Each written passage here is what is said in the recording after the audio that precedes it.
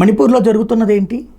Cookie తెగల ప్రజల్ని కాపాడటానికి కాదు, కుకీ తెగల ప్రజలు మనం కూడా కాపాడతాం. కుకీ, మైతేయి ఈ రెండు తెగలకు సంబంధించినటువంటి అంశాలు ఒకళ్ళనొకళ్ళకి సంబంధించినటువంటి వ్యవహారం నడుస్తూ ఉంది. ఇందులో కుకీ తెగలకు సంబంధించి కీలకమైనటువంటి అంశం ఏంటంటే, ఇతర దేశాల నుండి వచ్చినటువంటి వాళ్ళు, బర్మా నుండి వచ్చినటువంటి వాళ్ళు, లేకపోతే కనుక బంగ్లాదేశ్ అటువైపు నుండి వచ్చినటువంటి, ఎస్పెషల్లీ ఆ 3 ప్రాంతాల దగ్గరే ఉంటూ ఉంటారు, గిరిజన ప్రాంతాల్లో ఉంటుంటారు. వాళ్ళు ఈ ప్రాంతంలోకి వచ్చి ఇక్కడున్నటువంటి మైతేయి తెగలని ఏదైనా దాడులు చేయడంతో ప్రారంభమైనటువంటి అంశం.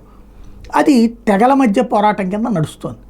సైన్యం అదుపు చేసే ప్రయత్నం చేస్తుంది, మధ్య మధ్యలో దాడులు సాగుతూనే ఉంది. అయితే ఇప్పుడు దాన్ని వాళ్ళకి డబ్బులు ఎవరిచ్చారో తెలియదు, అక్కడ తినటానికి ఉండటానికి ఇబ్బంది అయ్యి విదేశాల నుండి ఇక్కడికి వచ్చి సెటిల్ అయినటువంటి వాళ్ళకి ఇప్పుడు ఒక సుప్రీంకోర్టులో లాయర్ అంటే కోట్ల రూపాయల ఫీజులు అవుతాయి.